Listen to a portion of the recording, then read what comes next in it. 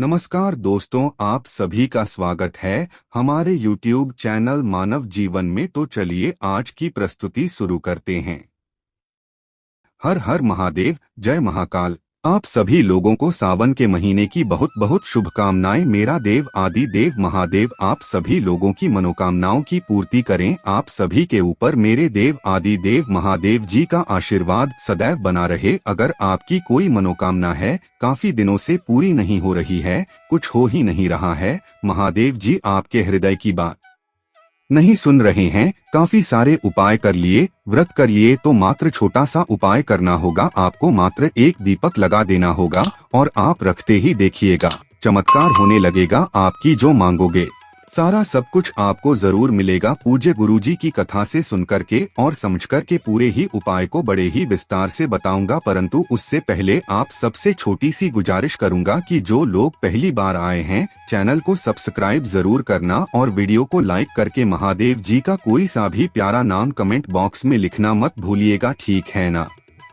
इस पूरे वीडियो के अंदर हम लोग 3 महा उपायों के बारे में बात करेंगे, जो कि आपकी मनोकामना पूर्ति से संबंधित होगा, जिसमें आप जो भी आप चाहते हो वो आपको मिलेगा। साथ ही साथ बीमारी से संबंधित अगर आपकी परेशानी है, कुछ अलग ही तरीके की परेशानी है, वो भी परेशानी आपकी खत्म जरूर होगी। सबसे पहले बात करते हैं पहले वाले उपाय की तरफ। ध्यान से सुनना, समझने की कोशिश करना। पहले वाला जो उपाय है ना, ये किन लोगों के लिए है? अगर आपके घर में काफी सारी समस्याएं चल रही है और समस्याएं खत्म होने का नाम ही नहीं ले रही है, एक के बाद एक परेशानी आपके जीवन में आ रही है, तो समस्याओं से अगर आप जूझ नहीं पा रहे हो, तो एक छोटा सा उपाय करना। इस वाले उपाय को आप किसी भी विशेष दिन कर सकते हो। विशेष दिन करने का मतलब ये है, या तो आप सोमवार के दिन कर लीजिए, अष्टमी के दिन, प्रदोष के दिन, शिवरात्रि के दिन, पूर्णिमा के दिन और अमावस्या के दिन। उन दिनों में इस वाले उपाय को जरूर करना चाहिए, ठीक है। सबसे पहले आपको क्या चाहिए? एक लोटा शुद्ध तांबे का चाहिए, जिसके अंदर आपको अपने घर का शुद्ध जल भर लेना है, ठीक है ना। और इसी के साथ आपको तैयार करना होगा एक दीपक। भैया ध्यान से देखना, ये जो दीपक होना चाहिए, ये होना चाहिए मिट्टी का दीपक। इसके अंदर जो बत्ती लगेगी वो लगेगी गोल बत्ती, लंबी मत लगा देना, काफी लोग गलती कर देते हैं। और इसके अंदर जो भरोगे वो भरोगे माता का घी, ठीक है ना।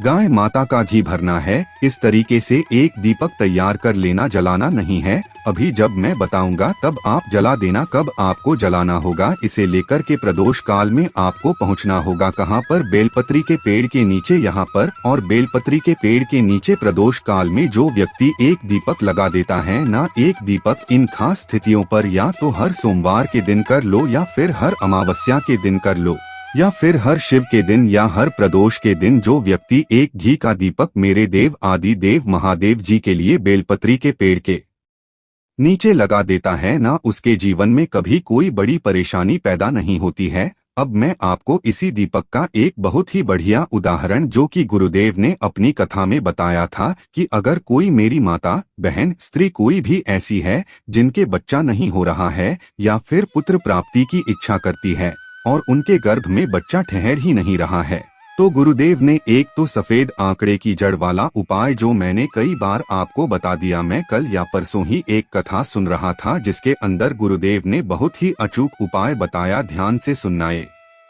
वाला जो उपाय है ना, मेरी हर एक बहन का, मेरी हर एक माता का, सभी का जो है गोद भरेगा। ध्यान से सुनना, समझने की कोशिश करना। इस वाले उपाय के लिए आपको घर पर तैयार करनी होगी खीर, ठीक है ना। ये खीर तैयार करके आपको इसके अंदर जो डालना है ना, वो डाल लो अपनी इच्छा अनुसार। कोई फिक्स नहीं है कि आपको ये या ये डालना है, ठीक है ना। तैयार कर लेनी है और किसी भी एक ब्राह्मण के बच्चे को, ध्यान रखना, किसी भी एक ब्राह्मण के बच्चे को, जो भी ब्राह्मण होना उसमें, यानी कि जनेऊ धारण वाला ब्राह्मण चाहिए, ठीक है ना। उस बच्चे को आपको बेलपत्री के पेड़ के नीचे बिठा करके और यहाँ पर खीर खिलाना होगा। भैया ऐसे तो कौन आ जाएगा, परंतु जो भी, अगर आप पंडित वगैरह से बात करोगे ना, जो पुजारी वगैरह होते हैं, वो सब समझते हैं इन सब चीजों को, ठीक है ना। अगर उनका कोई बच्चा वगैरह है तो उसको बोलना कि वो यहाँ पर जाए, खाएं। खीर खाने के बाद में उसकी थाली में उतनी खीर परोसना कि थोड़ा सा जूठन बच जाए, है ना।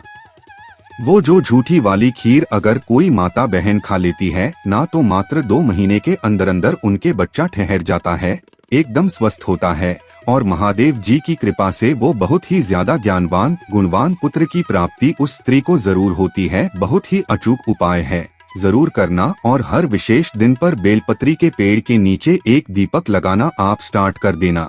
ये तो हो गया पहला उपाय, आप सारी समस्याएं जीवन की खत्म हो जाएगी। अब बात करते हैं दूसरे वाले उपाय की तरफ, ठीक है ना। देखिए दूसरा वाला उपाय होगा आपकी इच्छा पूर्ति के लिए, मनोकामना पूर्ति के लिए। अगर आपको लगता है कि महादेव जी आपकी हृदय की बात सुन ही नहीं रहे हैं, आप डेली जो उपाय बताया जा रहा है आप सारे उपाय कर रहे हो, परंतु फिर भी आपकी कोई मनोकामना पूरी नहीं हो रही है, तो मात्र 3 महीने का एक ये नियम धारण करना और उसे 3 महीने के अंदर ही आपकी जो कामना होगी वो पूरी जरूर होगी। ध्यान से सुनना, कोशिश करना, एक लेना होगा आपको बेलपत्र, ठीक है ना। ये जो बेलपत्र लोगे ना, कहीं से भी खंडित नहीं होनी चाहिए, कहीं से भी टूटी फूटी नहीं रहनी चाहिए, ये चीज ध्यान रखना है। इसी के साथ आपको चाहिए थोड़ा सा शहद। अब जो शहद लो ना वो लेना देसी शहद, मार्केट का ऐसा मत लेना जिसके अंदर केमिकल लगा हुआ रहे, ठीक है ना। ऐसा नहीं, आपको शुद्ध शहद ले लेना है और साथ में ले लेना होगा 1 लोटा तांबे का शुद्ध शहद, ठीक है। अब ध्यान से सुनना, आपको करना क्या होगा। जैसे ही आप इसे लेकर के महादेव जी के मंदिर शिवलिंग के पास जाएंगे, सबसे पहले बता देता हूँ उपाय कब कर सकते हो।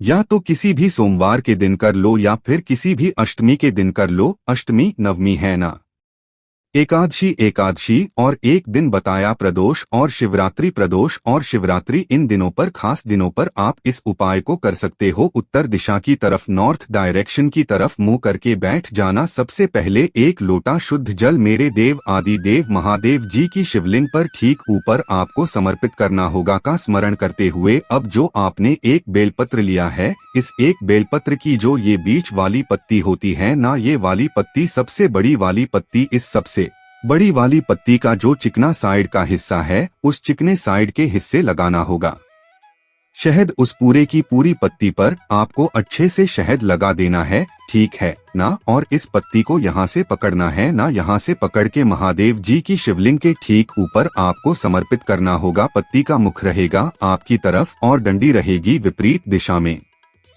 इस वाले उपाय में ऐसे आपको समर्पित करना है, ठीक है ना। जिधर शहद लगाया है ना, वो शिवलिंग से टच होना चाहिए। जैसे ही आप पत्ती को समर्पित कर दे, इसी पत्ती के ऊपर आपको अपने दाहिने हाथ की रखनी है और आपकी जो भी मनोकामना है ना, वो पूरी बोल करने के लिए महादेव जी से प्रार्थना करना। अब इस वाले उपाय को करने का एक तरीका, ध्यान से सुनना। अगर आपने सोमवार का दिन फिक्स किया है ना, तो आप हर सोमवार के दिन 3 महीने तक इस उपाय को करना। अगर आपने अष्टमी करा है तो आपको अष्टमी के तिथि के दिन ही इस वाले उपाय को करना है। अगर आपने एकादशी चूज किया है तो आपको हर एकादशी के दिन इस उपाय को करना होगा। और प्रदोष का दिन चूज किया है तो प्रदोष के दिन करना नियम है। हर एक उपाय करने का आपकी जो भी कामना होगी, मात्र 3 महीने के अंदर अंदर आपकी सारी मनोकामनाएं पूरी जरूर होगी। ये हो गया दूसरा उपाय। अब बात करते हैं तीसरा उपाय की तरफ, जो कि सबसे अचूक और सबसे सिंपल उपाय है। ध्यान से सुनना, समझने की कोशिश करना कि अगर आपके किस्मत बहुत ज्यादा खराब चल रही है, कुछ भी अच्छा नहीं हो रहा है ना, कई बार ऐसा समय आता है ना, तो कुछ भी हमारे साथ अच्छा नहीं होता है, किस्मत साथ नहीं दे रही होती है। आपको लगता है कि आप मुझसे ज्यादा बदनसीब कोई नहीं है, जिस कार्य में हाथ डालते हो सफलता ही नहीं है, तो ये वाला उपाय करना, ठीक है ना। कब करना है?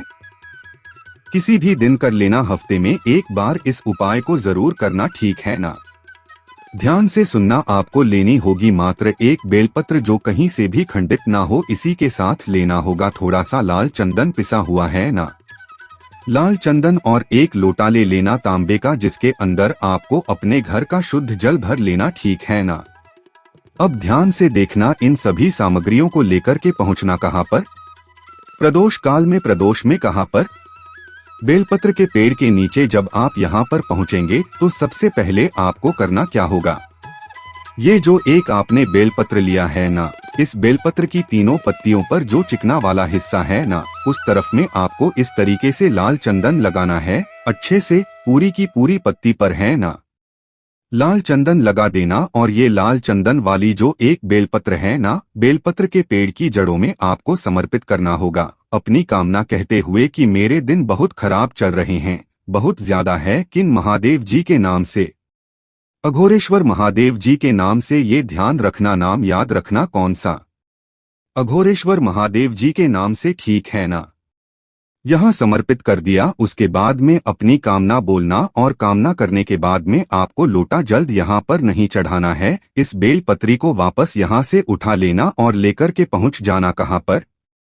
महादेव जी के मंदिर शिवलिंग के पास उत्तर दिशा यानी कि नॉर्थ डायरेक्शन की तरफ मुंह करके खड़ा हो जाना। और जो आपने बेल पत्री वहां से उठाई है, वो वाली पत्री को आपको महादेव जी के शिवलिंग के ठीक ऊपर समर्पित करना होगा। डंडी का मुख आपकी तरफ रहेगा और बड़ी वाली पत्ती रहेगी दूसरी साइड में। जिधर आपने चंदन लगाया है वो वाला हिस्सा रहेगा शिवलिंग से टच होता हुआ समर्पित करना। अघोरेश्वर महादेव जी के नाम से। किनके नाम से? अघोरेश्वर महादेव जी के नाम से। और इसी एक बेलपत्र पर आपको एक लुटा शुद्ध जल ओम नमः शिवाय श्री शिवाय नमस् तो भ्रम का स्मरण करते हुए चढ़ा देना। उसके बाद में यहाँ पर खड़े होना 2 मिनट श्री मंत्र का स्मरण करके आपकी जो भी विनती कामना है वो महादेव जी से कह दीजिए कि मेरी किस्मत बहुत खराब चल रही है, कुछ भी अच्छा नहीं हो रहा है, जिस कार्य में हाथ डालता हूँ सफल नहीं हो रहा है। मेरे देव आदि देव महादेव प्लीज मेरी इस परेशानी का समाधान कीजिए। ऐसी कामना करके आपको अपने घर की तरफ वापस चले आना है। तो मित्रों, आज के लिए बस इतना ही। वीडियो में दी गई जानकारी अगर अच्छी लगी हो